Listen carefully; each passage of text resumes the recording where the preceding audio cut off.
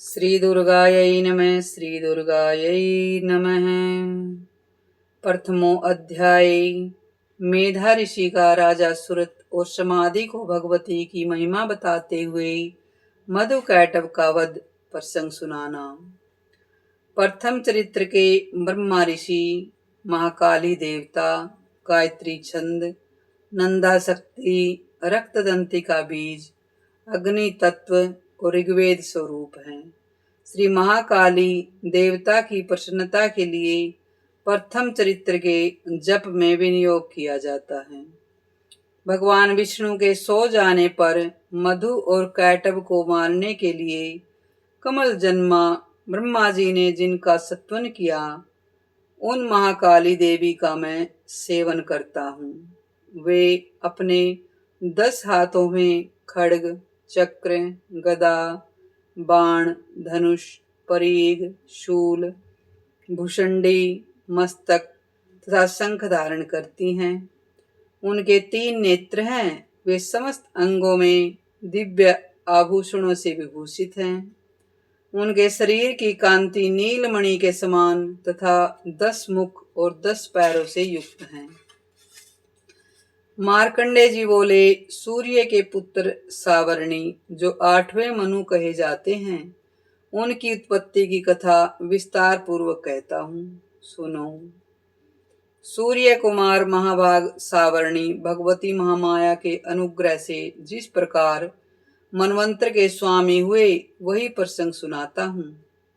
पूर्व काल की बात है। स्वारोचिस मनवंतर में सुरथ नाम के एक राजा थे, जो चैत्र वंश में उत्पन्न हुए थे। उनका समस्त भूमंडल पर अधिकार था। वे प्रजा का अपने औरस पुत्रों की भांति धर्म पूर्वक पालन करते थे। तो भी उस समय कोला विध्वंसी नाम के क्षत्रिय उनके शत्रु हो गए। राजा सुरथ की दंड नीति बड़ी प्रबल थी। उनका शत्रुओं के साथ संग्राम हुआ। बोलिए दुर्गे माता की जय। यद्यपि कोला विध्वंसी संख्या में कम थे, तो भी राजा सुरथ युद्ध में उनसे परास्त हो गए। तब वे युद्ध भूमि से अपने नगर को लौट आए और केवल अपने देश के राजा होकर रहने लगे। किंतु वहां भी उन प्रबल शत्रुओं ने उस समय महाभाग राजा सुरथ पर आक्रमण कर दिया। राजा का बल क्षीण हो चला था, इसीलिए उनके दुष्ट बलवान और दुरात्मा मंत्रियों ने वहां उनकी राजधानी में भी राजकीय सेना और खजाने को हथिया लिया। सुरथ का प्रभुत्व नष्ट हो चुका था, इसलिए वे शिकार खेलने के बहाने घोड़े पर सवार हो अकेले वहां से घने जंगल में चले गए। वहां उन्होंने विप्रवर मेधा मुनि का आश्रम देखा, जहां कितने ही हिंसक जीव परम शांत स्वभाव में रहते थे। मुनि के बहुत से शिष्य उस वन की शोभा बढ़ा रहे थे।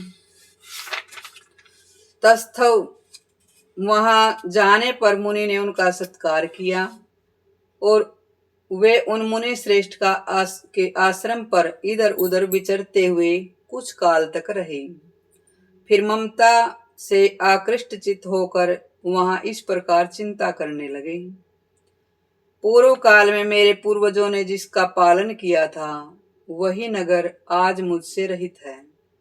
पता नहीं मेरे दुराचारी भृत्य गण उसकी धर्म पूर्वक रक्षा करते हैं या नहीं। जो सदा मद की वर्षा करने वाला और सूरवीर था, वह मेरा प्रधान हाथी अब शत्रुओं के अधीन होकर न जाने किन भोगों को भोगता होगा। जो लोग मेरी कृपा, धन, भोजन पाने से सदा मेरे पीछे पीछे चलते थे, वे निश्चय ही अब दूसरे राजाओं का अनुसरण करते होंगे। उन अपव्ययी लोगों के द्वारा सदा खर्च होते रहने के कारण अत्यंत कष्ट से जमा किया हुआ मेरा वह खजाना खाली हो जाएगा। ये तथा और भी कई बातें राजा सुरथ को निरंतर सोचते रहते थे। एक दिन उन्होंने वहां विप्रवर मेधा के आश्रम के निकट एक वैश्य को देखा और उससे पूछा, भाई तुम कौन हो? यहाँ तुम्हारे आने का क्या कारण है? तुम क्यों शोकग्रस्त और अनमने से दिखाई देते हो? राजा सुरथ का यह प्रेम पूर्वक कहा हुआ वचन सुनकर वैश्य ने विनीत भाव से उन्हें प्रणाम करके कहा। वैश्य बोला, राजन, मैं धनियों के कुल में उत्पन्न एक वैश्य हूँ। मेरा नाम समाधि है। मेरे दुष्ट स्त्री पुत्रों ने धन के लोभ से मुझे घर से बाहर निकाल दिया है। मैं इस समय धन, स्त्री और पुत्रों से वंचित हूँ।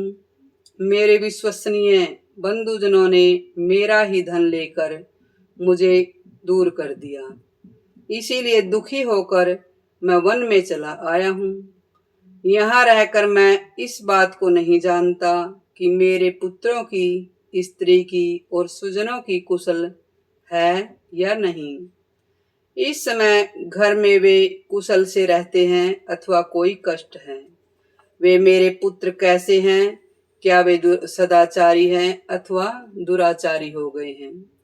राजा ने पूछा, जिन लोभी स्त्री, पुत्र आदि ने धन के कारण तुम्हें घर से निकाल दिया, उनके प्रति चित्त में इतना स्नेह का बंधन क्यों?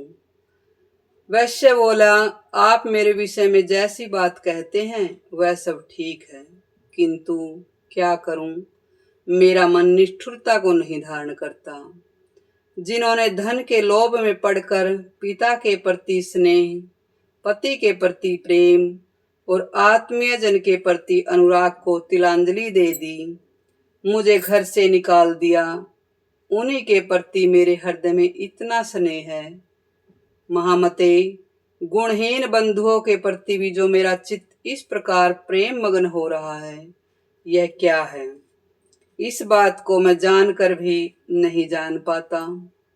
उनके लिए मैं लंबी सांसें ले रहा हूँ और मेरा हृदय अत्यंत दुखी हो रहा है। उन लोगों में प्रेम का सर्वथा अभाव है, तो भी उनके प्रति मेरा जो मन निष्ठुर नहीं हो पाता।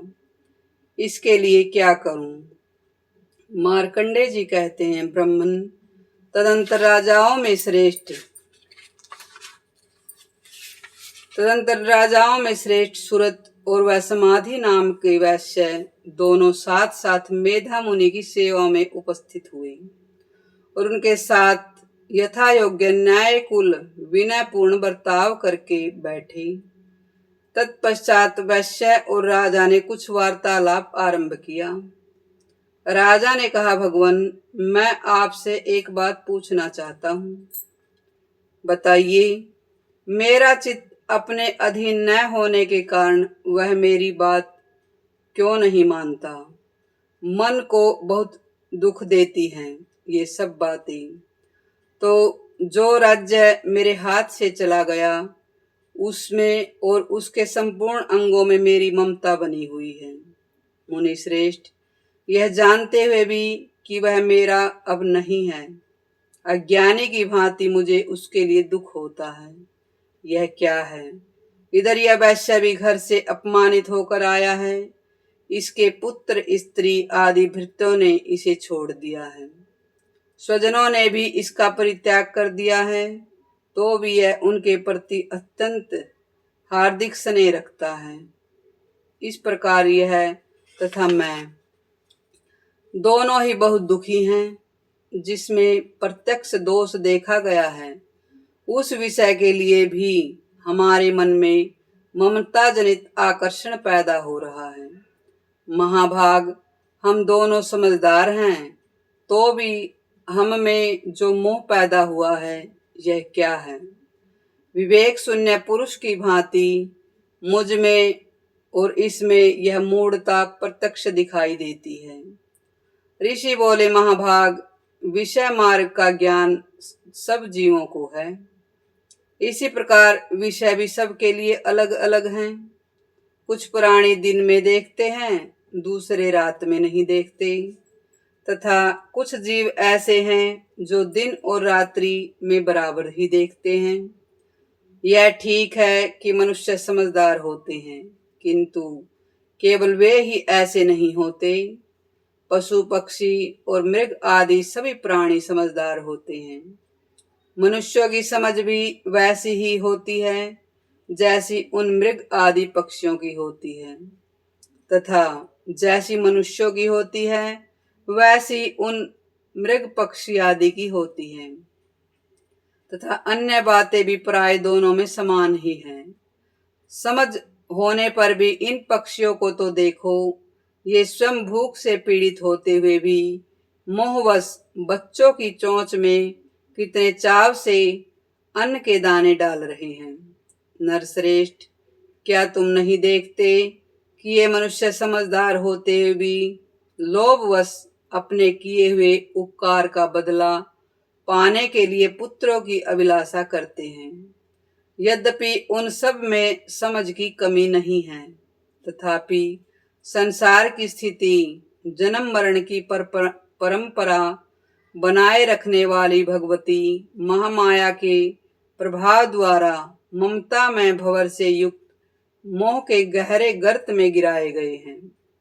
इसीलिए इसमें आश्चर्य नहीं करना चाहिए। जगदीश्वर भगवान विष्णु की योग निद्रा रूपा जो भगवती महामाया है, उन्हीं से यह जगत मोहित हो रहा है। वे भगवती महामाया देवी ज्ञानियों के भी चित्त को बलपूर्वक खींचकर मोह में डाल देती हैं। वे ही इस संपूर्ण जगत की सृष्टि करती हैं, तथा वे ही प्रसन्न होने पर मनुष्यों को मुक्ति के लिए वरदान देती हैं। वे ही पराविद्या, संसार बंधन और मोक्ष की हेतुभूता सनातनी देवी, संपूर्ण ईश्वरों की भी अधीश्वरी हैं। राजा ने पूछा, भगवान, जिन्हें आप महामाया कहते हैं, वे देवी कौन हैं? ब्रह्मन, उनका आविर्भाव कैसे हुआ तथा उनके चरित्र कौन से हैं? ब्रह्मवेताओं में श्रेष्ठ महर्षि, उन देवी का जैसा प्रभाव हो, जैसा स्वरूप तथा जिस प्रकार का प्रादुर्भाव हुआ हो, वह सब आपके मुख से सुनना चाहता हूँ। ऋषि बोले, राजन, वास्तव में तो वे देवी नित्य स्वरूपा हैं। संपूर्ण जगत उन्हीं का रूप है। उन्होंने समस्त विश्व को व्याप्त कर रखा है, तथापि उनका प्राकट्य अनेक प्रकार से होता है। वह मुझसे सुनो। तथापि वे नित्य और अजन्मा हैं। तथापि जब देवताओं का कार्य सिद्ध करने के लिए प्रकट होती हैं, उस समय लोक में उत्पन्न कहलाती हैं। कल्प के अंत में जब संपूर्ण जगत एक कारण में जल में निमग्न हो रहा था, सबके प्रभु विष्णु शेषनाग की सैया बिछाकर योग निद्रा का आश्रय ले सो रहे थे। उस समय उनके कानों के मैल से दो भयंकर असुर उत्पन्न हुए, जो मधु और कैटभ के नाम से विख्यात थे। वे दोनों ब्रह्मा जी का वध करने के लिए तैयार हो गए।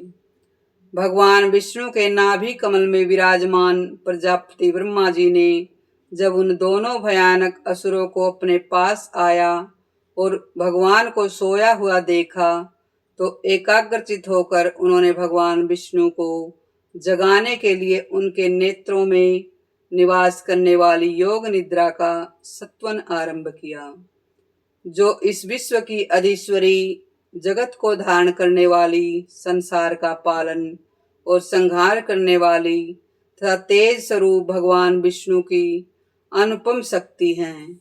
उन्हें भगवती निद्रा देवी की भगवान ब्रह्मा जी स्तुति करने लगे।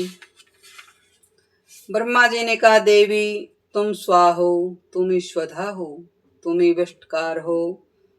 स्वर भी तुम्हारे ही स्वरूप हैं। तुम ही जीवनदायिनी सुधा हो। नित्य अक्षर प्रणव भी में अकार, उकार, मकार, इन तीन मात्राओं के रूप में तुम स्थित हो। इन तीन मात्राओं के अतिरिक्त जो बिंदु रूपा नित्य अर्ध मात्रा है, जिसका विशेष रूप से उच्चारण नहीं किया जा सकता, वह भी तुम ही हो। देवी, तुम ही संध्या हो, तुम ही सावित्री तथा परम जननी हो। देवी, इस विश्व ब्रह्मांड को धारण करती हो। तुमसे ही इस जगत की सृष्टि होती है। तुम्हें से इसका पालन होता है और सदा तुम ही कल्प के अंत में सबको अपना ग्रास बना लेती हो। जगन्मयी देवी, इस जगत की उत्पत्ति के समय तुम सृष्टि रूपा हो, पालन काल में स्थिति रूपा हो और कल्पांत के समय संहार रूप धारण करने वाली हो। तुम्हें महाविद्या, महामाया, महामेधा, महास्मृति, महामोहा रूपा महादेवी, महासुरी हो। तुम्हें तीनों गुणों को उत्पन्न करने वाली सबकी प्रकृति हो। भयंकर काल रात्रि, महारात्रि और मोहरात्रि भी तुम्ही हो। तुम्हें ईश्वरी, तुम्हें ह्रीम, तुम्हें बोध रूपा बुद्धि हो। लज्जा, पुष्टि, तुष्टि, शांति और क्षमा भी तुम्ही हो। तुम खड्ग धारणी, शूल धारणी, घोर रूपा, गदा, चक्र, शंख, धनुष धारण करने वाली हो। बाण, भुषंडी और परिग ये ही तुम्हारे अस्त्र शस्त्र हैं। तुम सौम्य और सौम्यतर हो।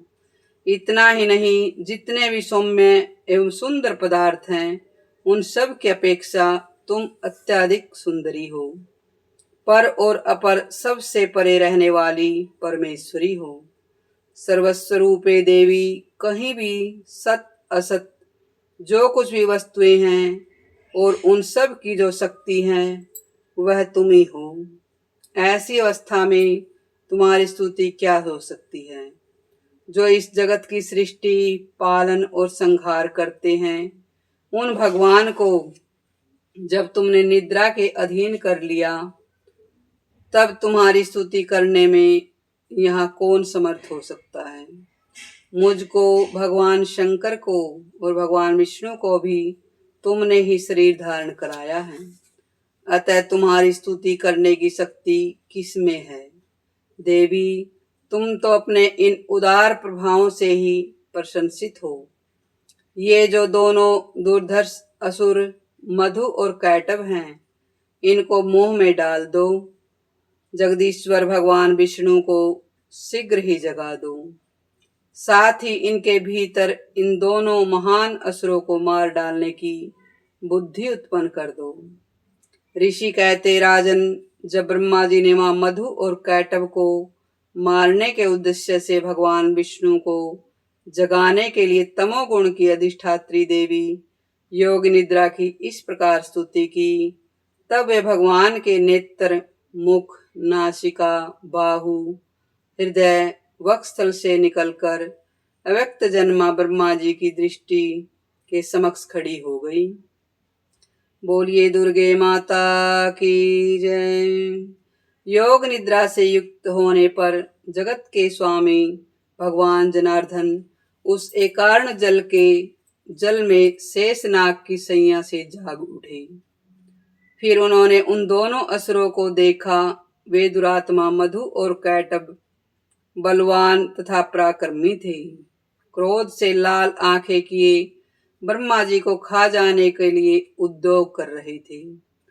तब भगवान श्री हरि ने उठकर उन दोनों के साथ 5000 वर्षों तक केवल बाहु युद्ध किया।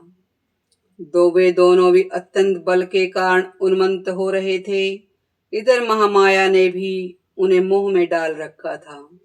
इसीलिए भगवान विष्णु से कहने लगे, हम तुम्हारी वीरता से संतुष्ट हैं, तुम हम लोगों से कोई वर मांगो। श्री भगवान बोले, यदि तुम दोनों मुझ पर प्रसन्न हो तो अब मेरे हाथ से मारे जाओ। बस इतना सा ही वर मैंने मांगा है, यहाँ दूसरे किसी वर से क्या लेना है। ऋषि कहते हैं, इस प्रकार धोखे में आ जाने पर जब उन्होंने संपूर्ण जगत में जल ही जल देखा, तब कमल ने भगवान से कहा, जहाँ पृथ्वी जल में डूबी हुई न हो, जहाँ सूखा स्थान हो, वहीं हमारा वध करो। ऋषि कहते हैं, तब तथास्तु कहकर शंख, चक्र, गदा धारण करने वाले भगवान ने उन दोनों के मस्तक अपनी जांग पर रखकर चक्कर से काट डाले। इस प्रकार ये देवी महामाया ब्रह्मा जी की स्तुति करने पर स्वयं प्रकट हुई। अब पुनः तुमसे उनके प्रभाव का वर्णन करता हूँ, सुनो।